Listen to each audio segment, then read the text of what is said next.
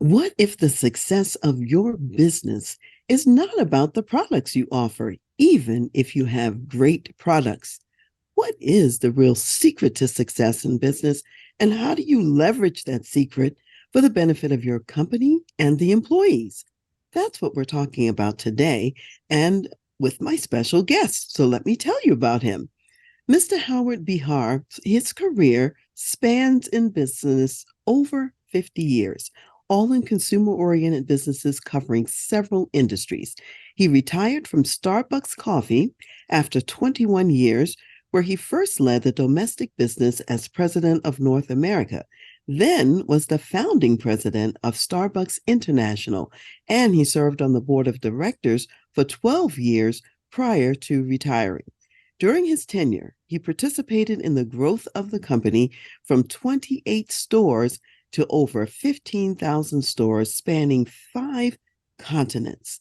Mr. Howard Behar also served as a member of the board for many other organizations, to include Gap, SureGuard, University of Washington Foundation, and ID Tech.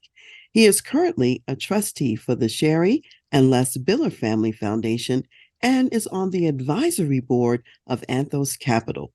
A longtime advocate of the servant leadership model, he is committed to the development and education of our future leaders and has authored 2 books, It's Not About the Coffee and The Magic Cup. Howard, welcome to the Voice of Leadership and to Dr. Karen Speaks Leadership. Dr. Karen, thanks for having me. It's a delight to have you here on the show. I'm so excited because I know that you have lots of words of wisdom to share with my community. And the first thing I want to start with, Howard, is so if success is not about the product, then what is the secret sauce? The secret sauce is the people.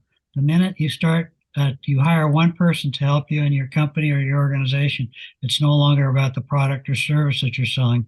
Now it's about the people. And that's the key. And that's been the foundation of Starbucks success is our focus on people, on the well-being of our people, helping our people first grow as human beings, then secondly, grow as professionals, and third, helping our people achieve the goals and the objectives in their own personal lives. I think that's phenomenal. And so, Howard, tell us some specific examples. What are some specific ways that you helped people to grow in their lives or in their professions when they were at Starbucks? Well, we had a program called Star Skills, and Star Skills was not a training program because I think you train and educate, you train pets, you educate and develop people. So this was an education and development program that focused on how people work together, how you achieve your own personal goals. And it was a kind of program that you could take home and use just as much as you'd use it at work. And it enabled our people to understand each other, to work together better, and to achieve the goals of the organization better. And that's just one of the things. We also understood that everybody needed to be treated with respect and dignity, and that was our first guiding principle. And so we are always focused on that. We never purposely defined it because everybody has a different idea of what that means.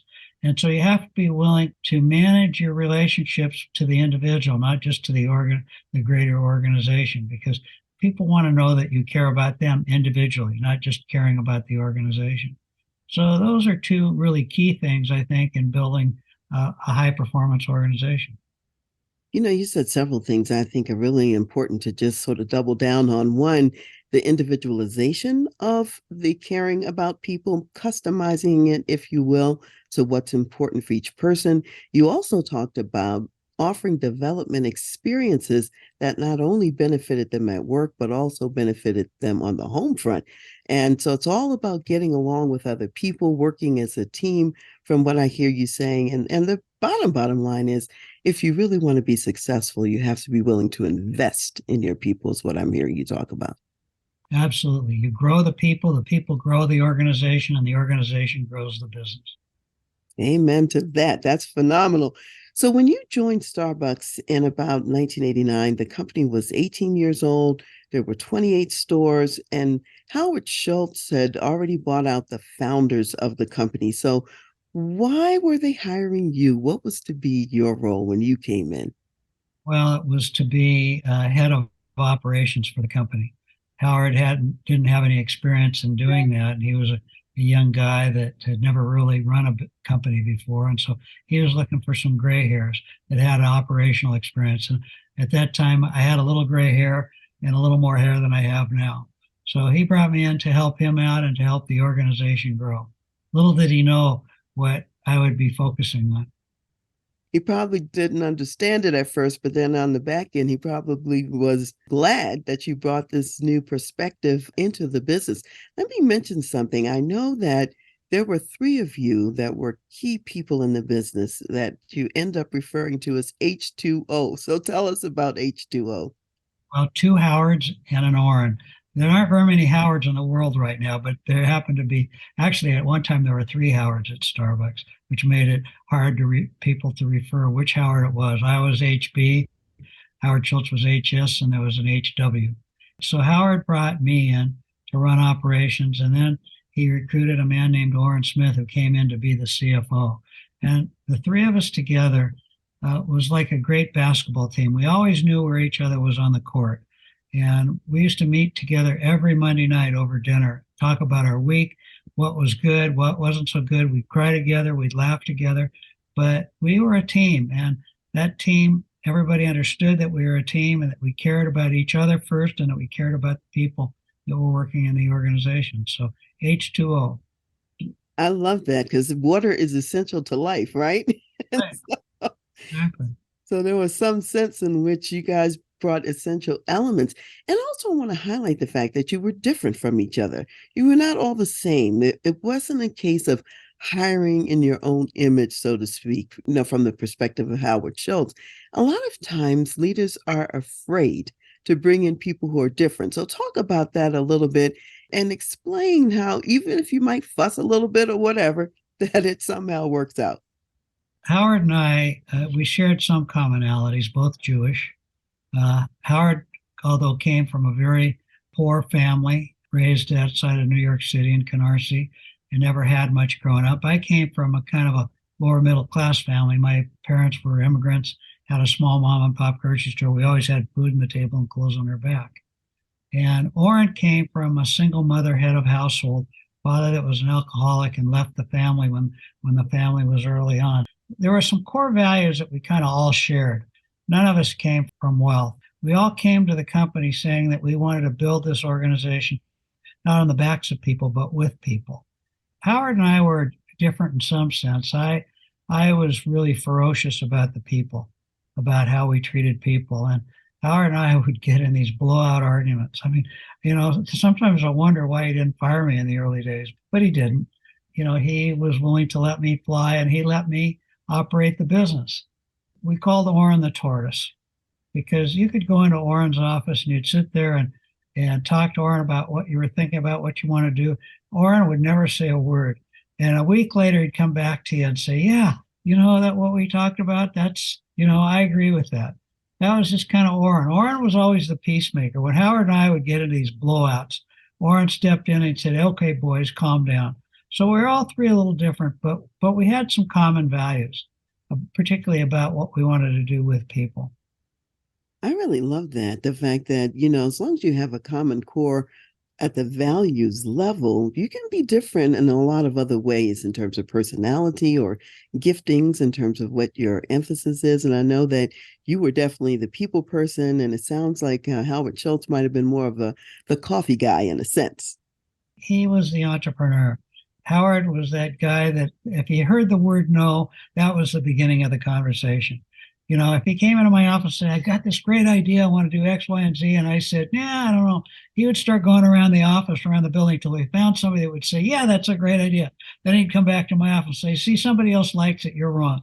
And, so that, it was the way we kind of operated, but it worked. And at the end of the day, we loved each other as human beings first, and then as, people that worked in a company together second. Yeah, it's wonderful to be able to see when you put your skills together and your abilities together, you get more than if either one of you had tried to do it alone. So that's a beautiful example of respecting each other and loving each other, as you said. I know the beginning was not just okay, Howard Behar, we're ready for you to come into Starbucks. It took about a year for this courtship to really emerge into you showing up at Starbucks. So tell us that story because sometimes people give up kind of quick when maybe they might need to persist. Well, I had been president of a land development company in Seattle, and I got fired from that company because I grew a beard. It was my protest beard, and the company didn't like the beard, and so they let me go for a couple other reasons too, because the company had been bought. But so I was out trying to figure out what I was going to do with my life. And I said, I'm not going to go to work for anybody anymore. I want to buy my own company or build my own company. So I started looking for companies to buy. And along the way, I met this young guy, Howard Schultz, who was looking for this vice president of operation. And we had breakfast one morning and he was explaining what he needed, what he wanted. And he had 10 items on his list of criteria. Number one, you had to have a college degree. I didn't have that. Number two, you had to have food service background. I didn't have that. Finally, we got to number 10, can I breathe? That was about the only thing that I passed on the list. So we shook hands and parted company. And about a year passed, and I finally found a business to buy, and it was actually a franchise business company. And interestingly enough, one of Howard's kind of co-workers, a guy that was one of his first investors when he bought Starbucks, was an expert in franchising. And so I went to visit him, and while we were visiting him, he said to me, "Why do you want to buy that? We need a guy like you right here at Starbucks. You'd be a perfect fit." So I explained I'd already been through the conversation with Howard. Yeah, he said, but things change. I want you to talk to Howard again. And so I said, okay, I will. And but I had no intention of going to work for somebody else. And so Howard and I met, and I said to Howard, I said, Howard, can I work in the company for a week? I'll do it for free. I'd like to work in the trucks. I'd like to work in the stores, and I'd like to work in the plant. And he said, yeah, that's kind of interesting. And I said, you can look at me, I'll look at you, and we'll see where this heads. So I did that. After the week went by, I was energized. I thought this is a perfect place for me because I recognized early on, even though the company hadn't recognized it, that this wasn't about coffee, that it was about people. And so Howard fortunately extended an invitation for me to join Starbucks. And, the rest kind of became history. I turned right instead of turning left. I love that story, Howard. I think it's phenomenal. And it speaks to thinking about things with a long range view and thinking about life with the long game. I mean, there's even a brief story in my own history where when I was living in Germany and I was thinking about what am I going to do over here? And I went down to the local hospital in Frankfurt and volunteered to work there for a while. And then I was ultimately hired. So doing something like what you described, it works. And then people they get a sense of who you are. They get a sense of what you can do, and then they start wanting some of that as well. So I love that. Yeah, sometimes people just give up quickly and they don't think of creative ways, to make a difference and to show how they can add value. So thank you for sharing that story. You mentioned something about getting fired. Let's talk about that a little bit too, because I know at least in one of the cases where either you quit or got fired, I don't remember which, was because someone senior to you spoke to you in a way that was kind of disrespectful. Tell us about that. I was working for a big box furniture company that was a division of Federated Department Stores. And I had a boss that would come in every morning and say, "Hiya, dummy, how you doing?" He thought he was being funny, but he wasn't funny. And one day he came in, he said that to me, and I got out of my chair. His name was Erwin Greenwald. He's long since passed away, but he was about 6'4", and I'm about 5'9". So he towered above me, and I got up in front and stretched my neck up, and I said, "Erwin, don't you ever," I said a swear word, "don't you ever say that to me again. I am not a dummy." Well, it didn't go over real well with Erwin. And 3 weeks later, he fired me.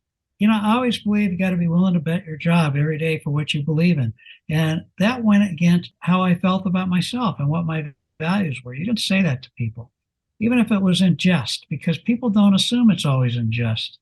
Sometimes jokes are, have more reality to the person that is saying them. So, you got to be willing to get fired for the things that you believe in. And I have always been willing to do that. I've been fired 4 times actually in my life from different things. One from the company that I was the president of, and it got sold, and they wanted somebody new in the job, and I grew a beard to help them make that decision. and then Irwin letting me go. And then one time, even my own brother-in-law fired me from the furniture business. And then I was a board member for a large multinational company, and I got let go. I wasn't the only one, but they were shrinking the board. But it hurts. I'm not going to sit here and tell you that you feel kind of rejected, even if you wanted to be. But you got to be able to deal with that and move on with your life, because that's part of life. Disappointment is part of life. Well, it certainly didn't stop you in your career trajectory. You went on to do even greater things all along the way. So, let's say a little bit more about how you leveraged those firing experiences, I'll say, for your benefit rather than to have it drag you down. Well, pretty much all of it was about values. Pretty much every reason why I was gone were a values conflict. And so what happens when you have that conflict, you're not a happy person. You're going home at night saying, God, is this really the place I want to be? I just wasn't aligned, and they weren't aligned with me. And so that made a difference in my life. And I didn't want to be there. I wanted a place where I could be productive, where I could be fulfilled. And, I hate to use the word happy, because happiness is kind of an interesting word. It's kind of fleeting. I was leading a fulfilling life, which happiness was a part of. So, but the most important part for me was I need to work in a place that I shared common values with. And I need to work with people where we had common values. It didn't have to be the same, exactly the same. They didn't have to match perfectly, but I had to be aligned with the greater purpose of the organization and the leadership of the organization. Because when that doesn't happen, when that doesn't work, then it's hard to be productive. Absolutely. Those two things you mentioned about the values piece and also being respected at work. And sometimes in today's workforce, people are working in places where they're not feeling respected, maybe where there's not a values alignment. And you said be willing to bet your job every day. So, what's the practical part of that? You're mentoring someone, they're a young leader, they're afraid actually to get fired. So, what do you tell them? How do you advise them to be ready to bet their job every day? Well, I say, first of all, save 10% of everything you earn. Put it in the bank so that no matter what happens in your life, you can live for 6 months at least without having to worry. Because if you're worried about not being able to eat or pay your rent or whatever it is that you need to pay with you or your family, then fear takes over. And all of a sudden, fear becomes the driving force. And you don't want that to be the driving force. You want your values to be the driving force. And so that's, I think, a critical piece. And, there's an old saying, any path will get you there if you don't know where you're going.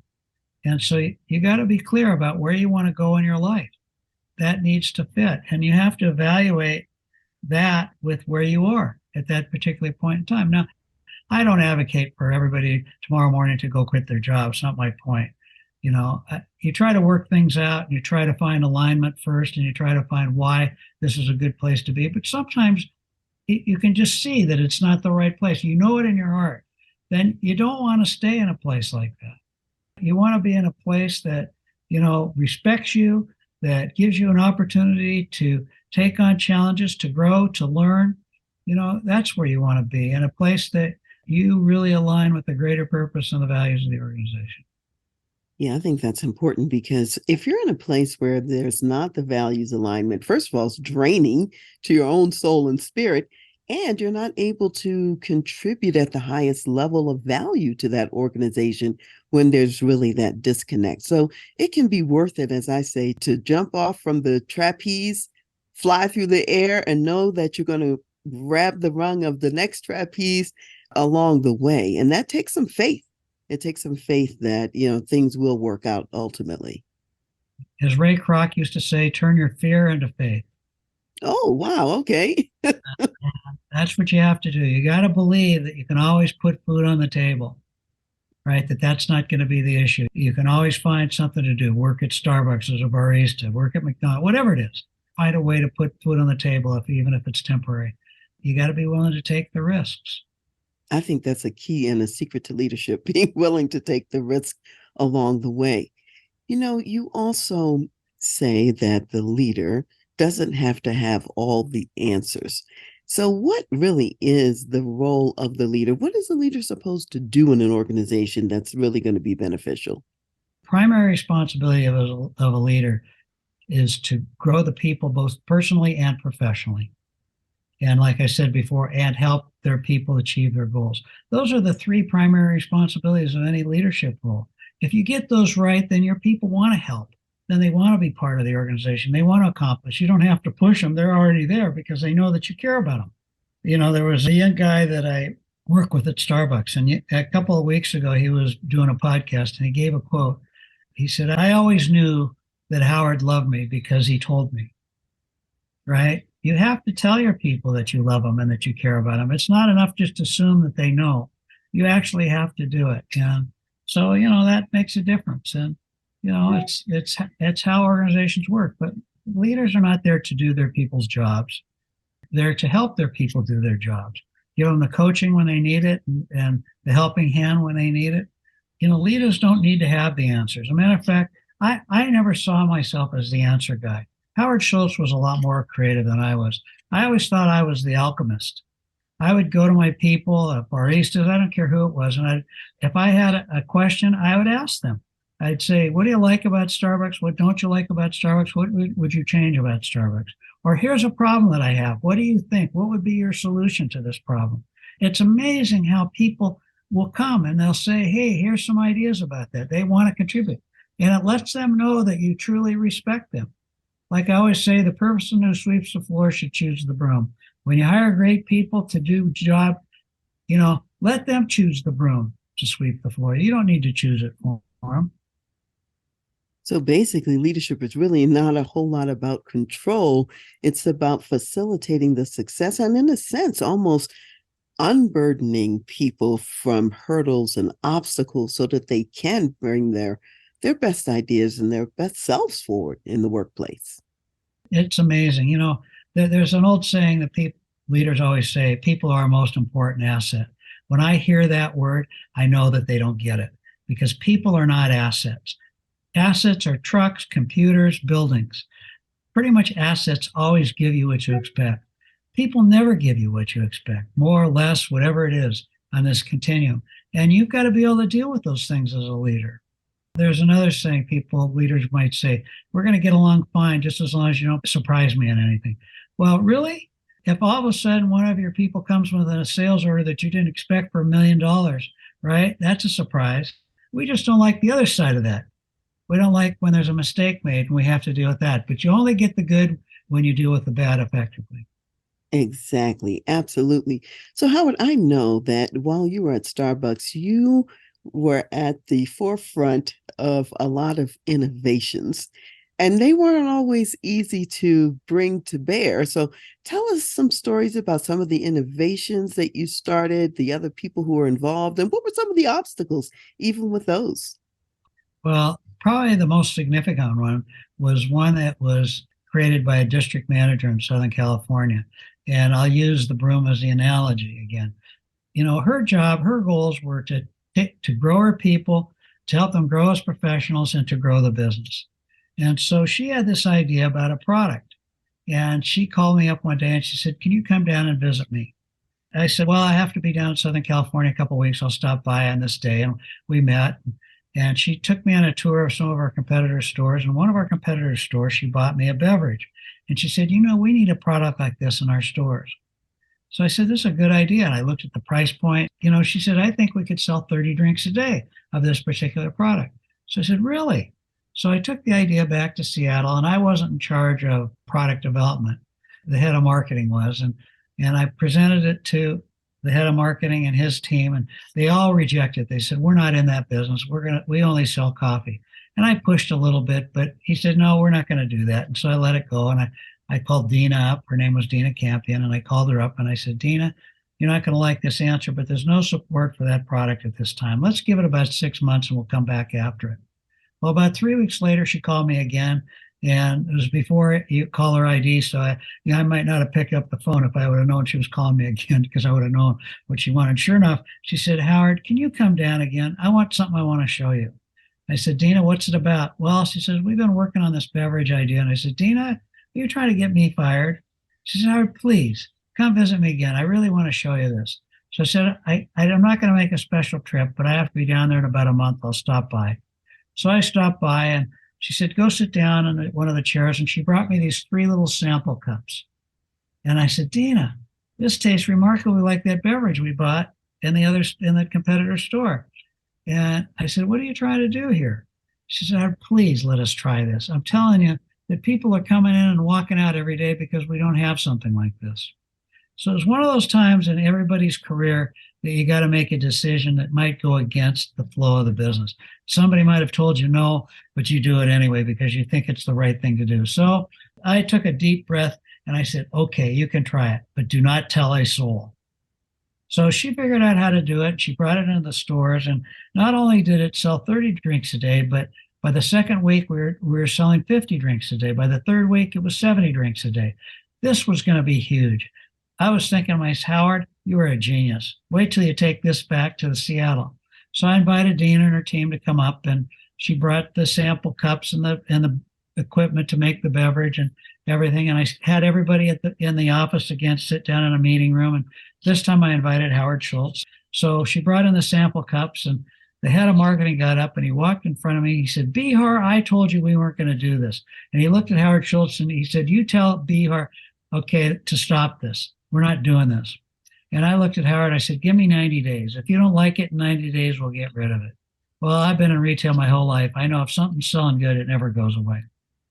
So we got 90 days, and Dina and her broom. Remember this, Gina got to choose this broom. It was the beverage, was the analogy for the broom. So that product went in, and what do you think the product was? I don't know. It was Frappuccino. Oh, that's phenomenal. Yeah, Frappuccino became 20% of Starbucks sales at one time. It became a $4 billion business, both in fresh made in stores and the bottled beverage. So you never know where the idea is going to come from. And you got to be willing to listen to everybody. And sometimes you got to break the rules. As long as you don't poison somebody. Exactly. Exactly. And I love that story, Howard, because it just shows that, like you say, close to the action, people can see what the trends are before people in the boardrooms can see what the trends are.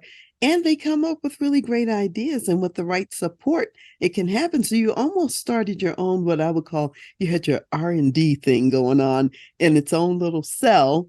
And then after you prove the concept, then you could kind of scale it and make it go farther in the organization. So I love that. You had to take some risks, break some rules, and kind of keep it hidden for a while till it could grow to the right level. Well, the point is, I think as a leader, you got to be willing to take the risk for your people.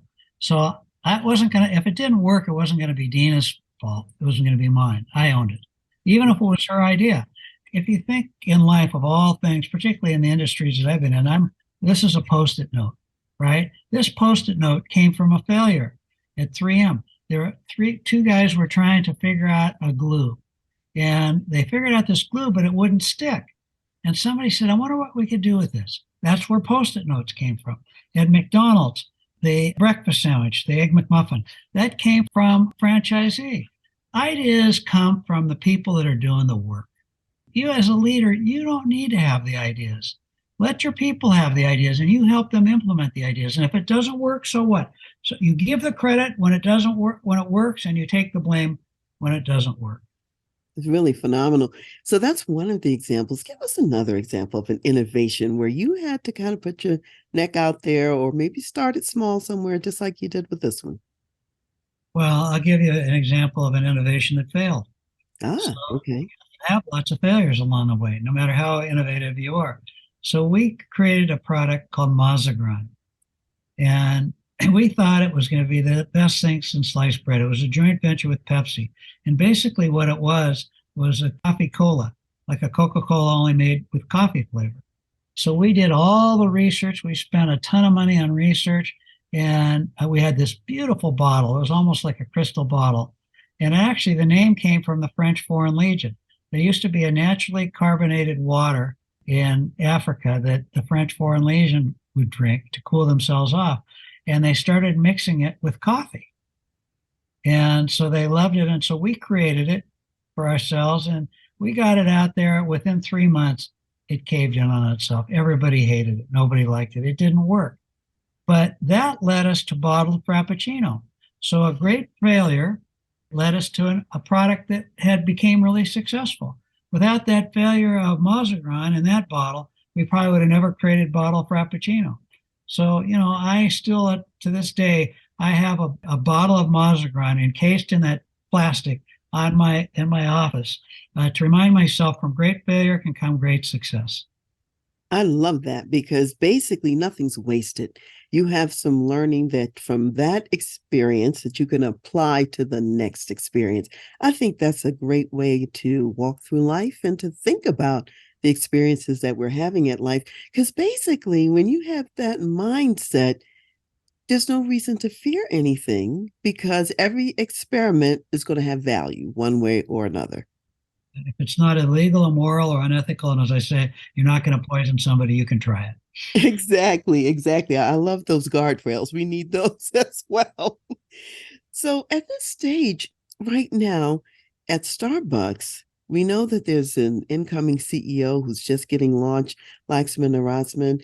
What would you say to him, that's important success factors as he continues to lead at Starbucks at this stage? Well, nothing has changed. It's still about the people. There's 35,000 stores around the world. I don't know how many billions they do or anymore. I don't keep track of it, but it's still about the people. Nothing has changed. I don't care how big it gets and how many people you have. Everybody has to care. And that means you have to care about them first. That's where it starts and ends, really. If a leadership truly cares about the people and the people know it, and they don't hear just the words, but they see it in the actions that leadership takes, because every leader says I care, right? But the leaders that act on that caring are the ones that are truly successful. People know they care because they do things that show it. And so my advice to Lax is just stay with it. That's what got you to the party. That's what keep you at the party. And, you just keep going with that. And that means you got to listen. You not only listen, but you act on the feedback that you're getting. And you can't be afraid to get feedback that sometimes it hurts. It does. Sometimes, the criticism hurts, but you got to be able to, look the other way and hear what they're saying and acknowledge it. And when you do that, then people know that you're with them. Yeah, very important. Listen, acknowledge, and then go with some new directions sometimes, so people know that you really were listening. They can see their ideas taking effect in the organization. That's good advice. That's sound advice for any leader out there. So not only Laxman, but others as well, wherever they're leading in their organizations and in their companies. So when you think back over your career, Howard, and I mean, even beyond Starbucks, all the places where you've been, what would you say have been some of your most profound lessons that you've learned, and maybe something you haven't said just yet? Well, you learn all the way through your life, and I've been fortunate enough to have all kinds of mentors in my life. But one was a mentor that didn't report to me, and it was a particular incident that happened when I was 27 years old. And it stuck with me all these years. That's 50 years it stayed with me. A young woman that reported to me came into my office one day, tears coming down her face, crying uncontrollably. And I was sitting across the table from her, and I had a box of Kleenex, and I got that box of Kleenex, and I came around and I patted her on the shoulder. I said, "Don't worry, it'll be okay," and handed her the Kleenex. She came out of her chair mad at me. She yelled at me. And I'm thinking to myself, what did I just do? I was trying to be kind. And it was the first time I realized that people don't just cry because they're sad.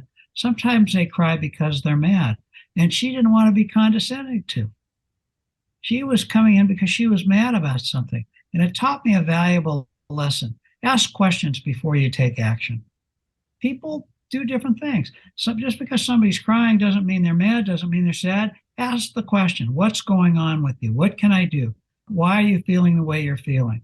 And then if it needs Kleenex, fine, you can give the Kleenex, but not before you know the answer. That's a really important lesson, Howard, because it's going beyond assumptions. Sometimes we assume things that aren't correct. And you're saying explore, find out what's really going on. And so often in business today, people are actually implementing solutions before they really know what the problem is that they're trying to solve. Yeah, because leaders want to provide solutions. It's like a parent. I want to give you the answers, but great parents don't give the answers, they give an ear, right? It's just like great bosses don't give the answers, they give an ear. And so, the same things that we're talking about here about business apply at home. Human beings are human beings, and that we respond to the same things kind of in similar ways, no matter whether it's home or whether it's at work. Well, that just brings me to another subject, which is kind of like a combination of home and work. We're in a season right now where there are a lot of employees wanting to work from home, or at least wanting to have more of a hybrid solution instead of being in the office 24/7. And there are leaders who are just adamantly opposed, not because they're in a business where you really have to be there in person. There are some businesses, of course, like that, or roles in businesses where you have to be there. So for those leaders who may be, let's say, not as readily open to embrace the hybrid workplace concept, how would you advise them? What could they do to gain more perspective at this point? Well, the first thing not to do is say, I want you to be here just because I want you here. That's not an answer. If you have, a business like Starbucks, which is a high touch business, there are some people that work in the Starbucks support center that work in accounting, work in tech, that are doing coding. They don't necessarily have to be there. But I will have to say that an organization that has high touch, like we have in our stores, sometimes you've got to be together because, particularly in marketing and in the creative aspects, because bouncing ideas off of people in person is a lot different than doing it, online. But you have to be willing to be flexible. It will get to where it needs to be. The world changes, and we're in one of those times. We never had Zoom. Oh, Zoom is so easy now. We can have this conversation like we're right with each other. But we never had those tools. Well, we now have great tools, and they're getting better and better. So allow those tools to take hold and ask your people, talk to them, and explain to them really what it is you want. If it's all it is about control, that's not going to work. It's got to be much more meaningful than that. It has to add to the purpose, the greater purpose of the organization. And people will come along with it. And I can understand. I mean, I don't know about you, but I like being home and doing my work, and petting my dogs when I want to do it. So why wouldn't everybody else like it? And it will come to where the natural level is supposed to be. Let it be and let your people come towards it. Don't try to force it. I love that. I love that because you're acknowledging that there really are some advantages to working from home, and this is probably what they like. And so you can find out a little bit more about that. And then if you really want them to be there, give them the reason, give them the deeper purpose. It can't, like you said, just be about control. If there's a team building or team interaction reason, be able to articulate that. And this is where I think what you're talking about sort of like relates to the values part of leadership that you were saying earlier too, leading with the values. Exactly. It's so interesting to me. All the tech firms are going through all these big layoffs right now. You know what it takes to get into a place like Google or Apple or those. You probably have to go through 5 or 6 interviews, and you got to meet with everybody. And right, so you're meeting in person. They want to meet you in person, so you're there in the office and you're talking. And yet, when they start to lay off people, they send out a text or an email. What is that? Shouldn't you love them as much going out of the organization as you loved them coming in the organization? If you truly believe in high touch, you want your people in the office, then show them that you're willing to do that too. You're willing to do the high touch when their services are no longer needed. It's an interesting dichotomy I find right now. Yeah, you're talking about being consistent A to Z, not just on this part. Yeah, throughout the whole process. Howard, you come from an entrepreneurial business family yourself. And tell us a little bit about what you learned growing up in an entrepreneurial family and how that prepared you to show up powerfully in business all these years. Well, I had, a father that had a small mom and pop grocery store, and he was 50 when I was born. He was an immigrant. My mother was an immigrant, and they saved their pennies, nickels, and dimes and opened up the store. We never had much, but we always had food. We always had food on the table. But I'd watch my dad get up at 4 o'clock every morning, go down to Produce Row in Seattle, pick up his fruit and produce, bring it back to the store, clean it up, and open his store at 8 o'clock. And in those days, he'd close the store at 6 o'clock. But I watch him come home at night. He'd put all his bills out on his, he had a little desk at home so he could pay his bills. He would have his accounting there. I'd watch when he did advertisements in the local newspaper. I'd watch when he hired somebody new to come into the store. So I had this experience of what it took to run a small business. And I watched how he dealt with his customers. They weren't just his customers, they were his neighbors and his friends. In those days, they had charge accounts. He had a charge account for every customer. I used to go there after school every day, and I was standing up by the register, and he was ringing a customer up. This was in the days before electronic cash registers. It was a crank, and I still have that in my office, the crank. And so he'd push the 10, there was 10 buttons across, 10 buttons down. He'd put the buttons in, pull the crank, and go bing. And then he'd do it again, bing, and then a tape would come out. He would take that tape and he'd clip it to the charge account, and the customer would walk out. Well, one day I was standing up by the counter. He was ringing a customer up, and he said, "Howard, would you go get me some bananas or strawberries?" I can't even remember anymore what it was. But so I did, and I brought him up, and he took them and he put them in the bag, and the customer walked out. Well, I was old enough to recognize that he hadn't rung them up on his cash register. I said, "Dad, you forgot to ring those up." And he just looked at me and he said, "Howard, not everything in life do you need to get paid for. I happen to know that these are not just our customers, but they're our neighbors and our friends. And I happen to know they're struggling right now and they can't afford to buy fresh fruit. So it's just my way of helping them out." They weren't customers. They were human beings that he was helping out. I didn't understand that lesson until much later on in life when I remembered it and I remember what he did. Not everything we do in life do we need to get paid for or rewarded for or recognized for. We do things because it's the right thing to do. And so that's informed me through the rest of my life. And I think it was seminal in terms of how I treated people when I got into leadership positions. It's how I treated them. I didn't treat them as employees. I treated them as human beings. And that's how I got interested in servant leadership. Is that the primary role of servant leadership is understand that you treat them as human beings first. You're there to serve them before they serve you. Oh, that is such a profound lesson.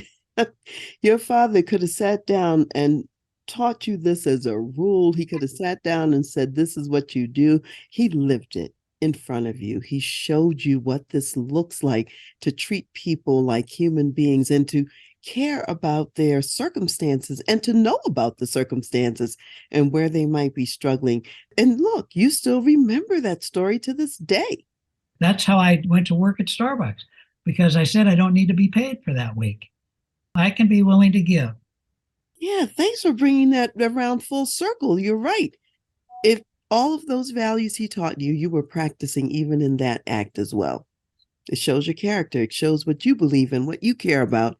And so the company, they can interview you all they want, but what you do speaks volumes. And so that's a great, great example. Thank you for that story. No matter what our backgrounds, we can learn from our parents. We can learn from our home situation. We can learn from the exposures that we had, including sometimes what not to do. And in your case, this is a good story about what to do, which is wonderful. So Howard, I want to turn our attention a little bit to your books. You have two books. There's this one here. It's not about the coffee, and you've already told us now what it's really about. And then your other book, The Magic Cup.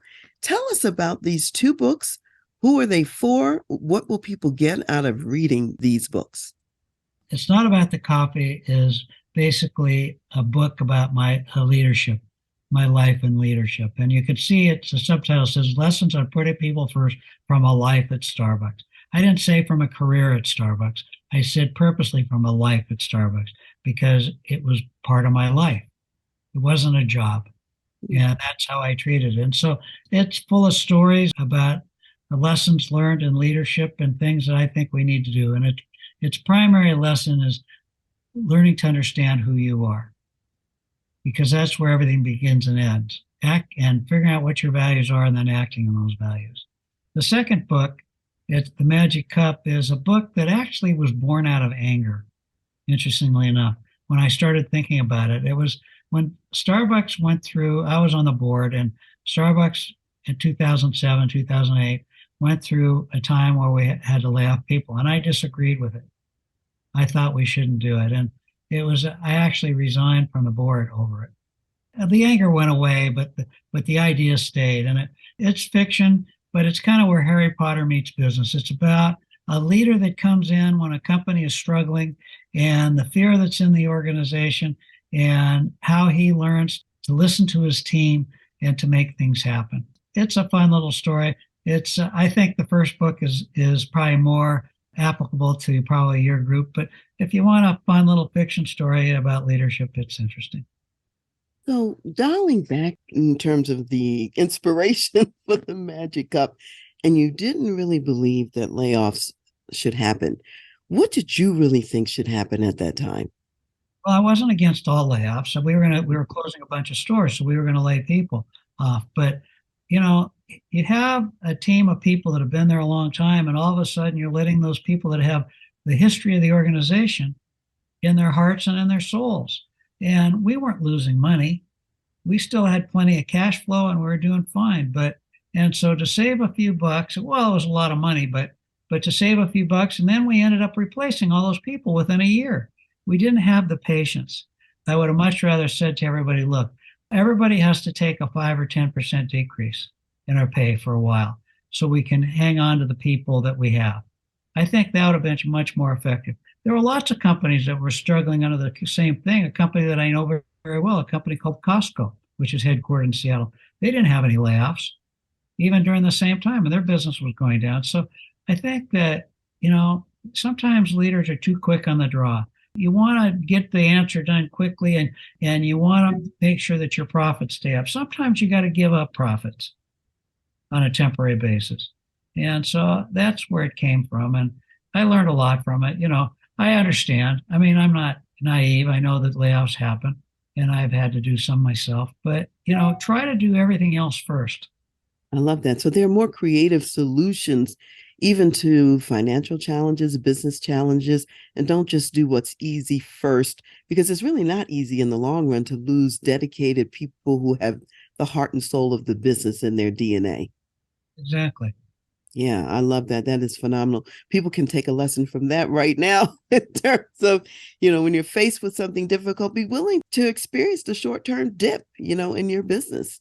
For sure. I've done that myself. So I understand what's involved in that because I knew I had good people on my team who I didn't want to lose. And so I said, you know what? I'm going to eat this a little bit to keep these people through this downturn because we're going to come up out of it. And so that's a real inspired way to lead. And then all my people are still with me too. So that's Layoffs break trust. And particularly layoffs break trust when you not only do them once, but you do them, do them, do them, do them. And you're seeing companies do that right now, because people are sitting around waiting for the next ball to drop. Is it going to be me next? How productive do you think they are during that time? And even if they stay, now all of a sudden they got eyes behind their head wondering, could it happen to me next? So when somebody comes along and says, I've got a better job for you, they're going to be more inclined to listen to that stuff. So, you don't always gain what you think you're going to gain because you have layoffs. I'm thinking about somebody I know whose company had been laying off a lot of people. And so they didn't feel safe. And so what they did is they removed everything personal out of their office so that if they ended up being one of the ones that had to put all their stuff in a box and walk out, it wouldn't take them very long to do it. They had no personal pictures up anymore. Everything was gone. So there's a loss there if you have people worried and thinking about, I could be next. Exactly. So Howard, what is next for you? Now I know that you're retired and you're in these golden years at this stage. What are you doing at this time in your life? Why is that important, what you're doing? And what's the rest of the legacy that you're leaving? And I say the rest of because I believe we live our legacy as we go along, and you certainly have done that. Well, nothing's changed for me. My mission in life is every day I want to nurture and inspire the human spirit, beginning with myself first and then for others. That I've had for 30 years, that mission. I live by my values and that hasn't changed. And I'm trying to change how people think about leadership, how they think about living a life. I'm trying to get people to understand that that old saying, if you don't know where you're going, any path will get you there. Try to live your life with intention. What are you trying to leave behind? You don't want to wake up at my age at 78 and look back at all those years and say, what the hell happened? You want to be, did I get everything done I wanted to get done? Did I achieve every goal I set? No, I didn't. But I can honestly look back at my life and say, I've lived my life the way I wanted to lead it. And my goals are still the same, as to serve others. That's really great, great, great, great wisdom. Sometimes the venues change and how we live out that mission or purpose. However, the purpose is still there and what you're living for is still in place. So thank you for sharing that with us. What additional words of wisdom, because you've said a lot already in terms of words of wisdom. So what additional words of wisdom would you like to leave for my community of executive business leaders? Everybody in your organization should know what you stand for, and it should be honest, open, authentic, and vulnerable. And people know when you're faking it. So don't fake it. Tell them how you're feeling, tell them what's going on in your business. You got to be willing to share the good, the bad, and the ugly with your people because they'll help you when you're struggling. But many leaders are afraid of doing that. And I just think at the end of the day, you got to put it all out there. You got to be honest and open. And when you're that way, that's the way they're going to be with you. Yeah, it also calms them down a little bit because they can feel in the ether in the air that something is not quite right, even if you don't tell them exactly what it is. And so there's that sense of not being safe in the workplace when there's not the authenticity. However, if you share in the way that you're talking about, they say, oh, okay, I can relax now because I know what's going on. And I know that if there's anything important happening, then my leader's going to come and offer a state, I call it a state of the business, what's really happening, around here. So Howard, I want to thank you. I want to thank you for being here with me. Thank you for being my special guest. I am sure that people have heard some nuggets of wisdom today about taking risks and being prepared to live by their values and putting people first and really investing in people and pouring into people. So I thank you for all of those lessons that you shared with us today. Dr. Karen, thanks for having me. Yeah, my pleasure and my delight. And so we will close today with some scripture verses, and these come from Deuteronomy, the 8th chapter, starting with verse 6. This is all about how God was taking care of his people, Israel, as they were entering the promised land. And so let's hear what he says here about this. Therefore, you shall keep the commandments of the Lord your God, to walk in his ways and to fear him. For the Lord your God is bringing you into a good land, a land of brooks of water, of fountains and springs that flow out of valleys and hills, a land of wheat and barley, of vines and fig trees and pomegranates, a land of olive oil and honey, a land in which you will eat bread without scarcity, in which you will lack nothing, a land whose stones are iron, and out of whose hills you can dig copper. When you have eaten and are full, then you shall bless the Lord your God for the good land which he has given you. So what I want to say about this is that God is the model and the pattern for how to be good to his people. And this is a picture of it. Take that away today as you envision how you can be good and even better to the people who serve you in the workplace. Have a blessed day.